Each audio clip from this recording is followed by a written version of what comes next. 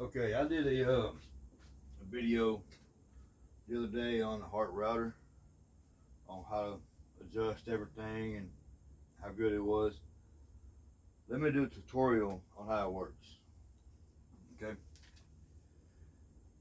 right here you have an arrow. It's hard to see. This arrow right here is showing you which way your router bit is turning.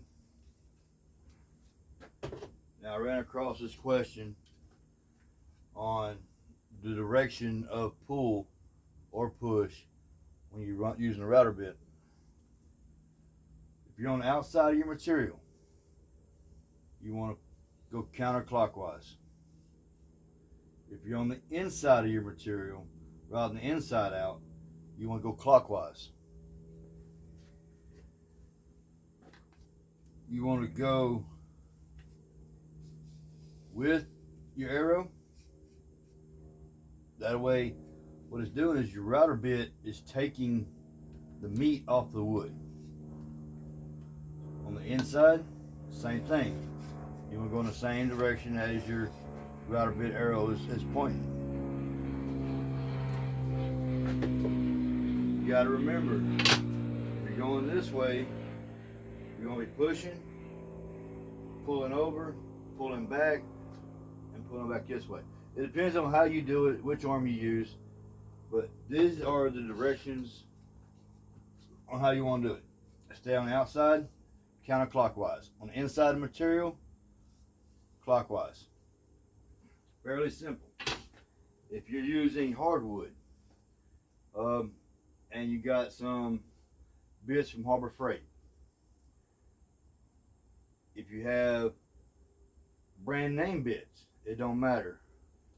If you're using a battery router or even a generic cheap router, a Bosch router, it don't matter. Hardwood, you can either take it off in one chunk, one big bite, or you can lower your blade a little bit, lower your router bit a little bit, ride it off, lower it down. That way you ain't taking so much off at one time. Even these little Harbor Freight routers right here, Drill Master, same thing with them. They work great, but you have to take a little in order for it to do a great job. A Bosch router, little handheld Bosch router, they're stronger.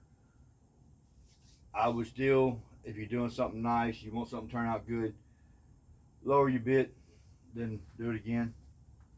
But this is the direction of how you go. On the outside of your material, counterclockwise. Inside, clockwise.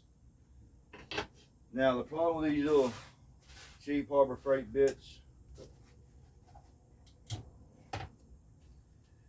is the bearing right here is not that durable. They get heated pretty quick and they won't come apart. This is how you stop that. I'm not saying they won't come apart. Spray a little bit of a liquid wrench on there, spin them around. WD-40, anything that will withstand heat. I mean, once you do, just move them around a little bit, let them get in there. Don't use spray silicone. Spray silicone will not penetrate inside the bearing. You want to make sure your lube gets inside the bearing. That way it doesn't get hot, doesn't create a lot of friction. Let's see. Find one that's not been cleaned up. All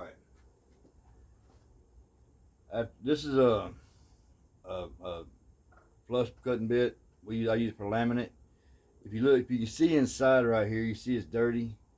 It's a lot of carbon buildup. You see I'm scratching it off with my nail. Sometimes they're worse than that. If they get like that, all you have to do, take the bearing off, soak them in a little bit of soap and water.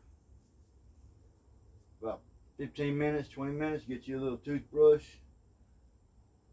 that carbon buildup off, and they usually work just fine. A lot of times they're back to, sharp again. If they don't get sharp and are sharp enough for you, it's pretty easy to sharpen them up. Get your little diamond plate sharpener, find your angle on your bit, and just run it across a couple times. Make sure it's wet. I'm not gonna put water on and all that right now, but do it a few times. Couple, it'll clean the edge up and be right back to sharpen. If you got some that's rounded over, get you one of these right here. Nice little round to it. It's another little diamond sharpener for knives. I think it's one here just for hooks and stuff like that. But they work great. All you want to do is lightly, same angle, just clean that up. Sharpen a little bit, it'll sharpen them back up. It'll take practice to do it, but for any DIY wire, it'll work out great. Alright, y'all. If you like this video, hit that like and subscribe button.